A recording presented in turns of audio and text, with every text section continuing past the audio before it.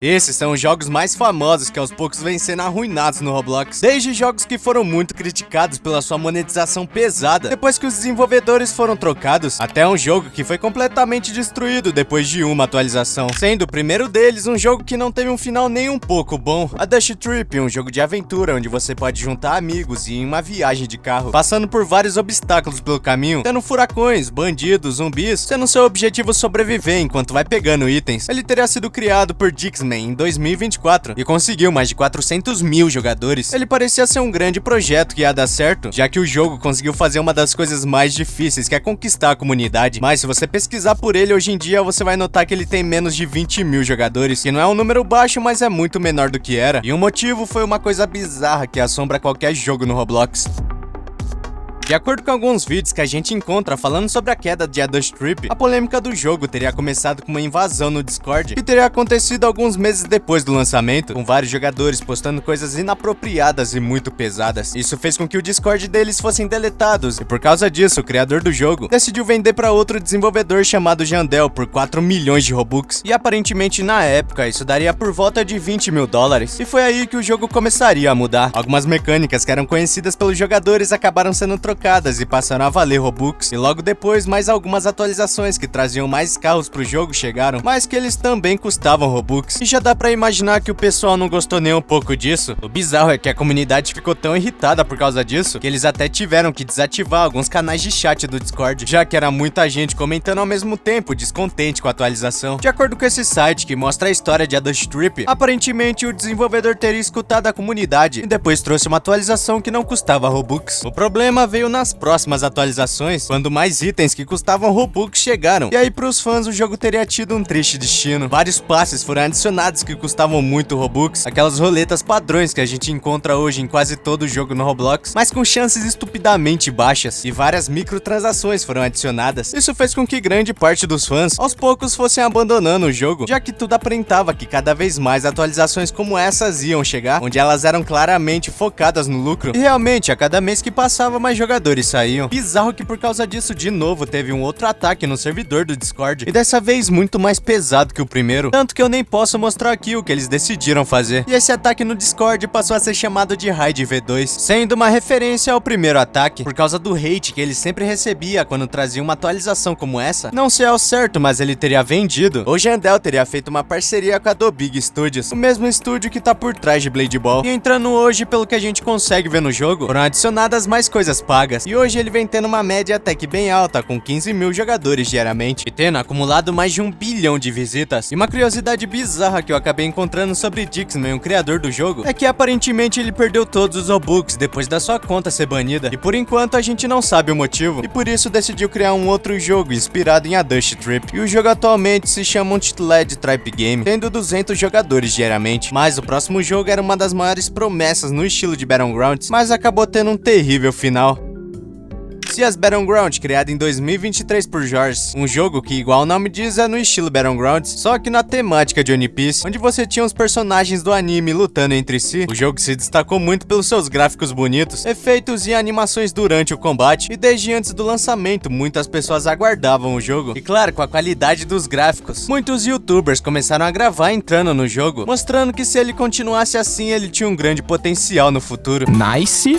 Nossa, cara, esse PVP tá muito bom, velho. Na moral, velho. Tá muito da hora, velho. Apesar do jogo parecer ter um grande futuro pela frente, essa popularidade não teria durado muito. Isso porque eles acabaram fazendo uma coisa que é uma das piores que você pode fazer num jogo no Roblox recente, que é com certeza não atualizar ele com frequência. Um youtuber lá fora chamado Eren Sear acabou detalhando a história inteira do porquê o jogo acabou tendo uma decaída, e um dos principais motivos foi justamente isso. No update. No update again. No update. Falta de atualizações, mesmo em um jogo grande, já é muito ruim, e mesmo eles perdem muitos jogadores, e isso com certeza fica ainda pior em um jogo que acabou de lançar, e a atualização teria demorado por volta de 5 meses, com os desenvolvedores marcando datas de atualizações e depois adiando elas várias e várias vezes. Isso fez com que a comunidade ficasse em dúvida de quando realmente seria lançada uma atualização, e por causa disso cada vez mais tinha uma queda nos jogadores, e o detalhe é que quanto mais era adiado, mais era prometido na atualização, tentando dar mais hype pra ela, mostrando que ia ser uma coisa boa e aumentando a expectativa do público. mas parece que não foi muito bem assim quando ela chegou.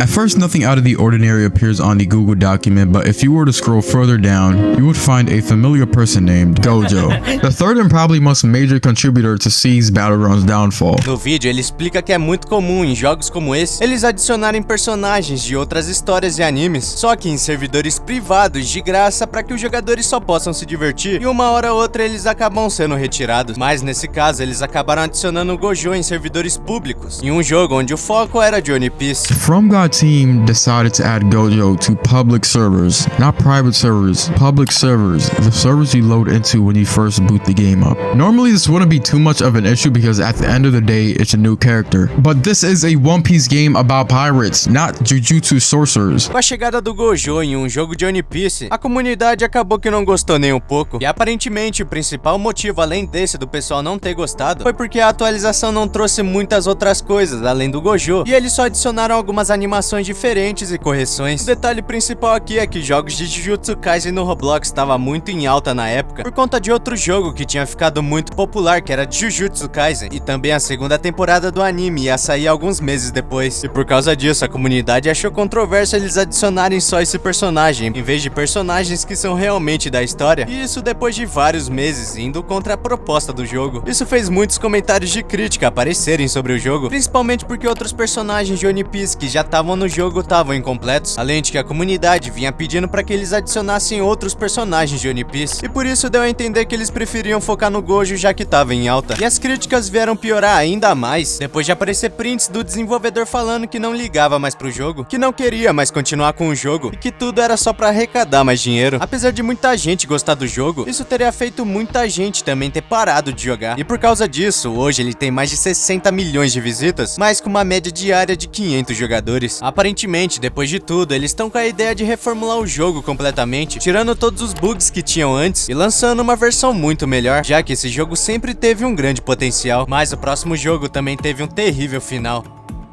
Slants, criado por volta de 2020 por Sneak Tricks, mas que nessa época ele ainda não teria esse nome. Isso porque em 2020 ele na verdade se chamava Skyblocks, e você já deve ter percebido a semelhança no nome, mas ele era inspirado no tão conhecido Skyblocks. Aqui você entrava em um mundo só com uma ilha e tem que fazer de tudo para sobreviver nela, conseguindo desde os recursos mais básicos como madeira, pedras, e evoluindo com o tempo, cuidando de animais, criando plantações e arrumando equipamentos para melhorar sua produção. E não é qualquer equipamento, já que esse jogo se diferenciou muito por conta do jeito que você consegue ganhar dinheiro, já que aqui você também vai precisar ser um engenheiro pelo visto, tendo no YouTube vários tipos de máquinas bizarras que eram criadas no jogo, desde as mais simples até complexas. Além disso, o jogo abria margem para a criatividade dos jogadores, já que você podia construir qualquer coisa que você possa imaginar. Hoje eu vou ensinar vocês a fazer esta linda obra de arte aí, que é o nosso McDonald's, beleza? Eu resolvi fazer um restaurante, vocês pediram para eu fazer um restaurante na minha ilha,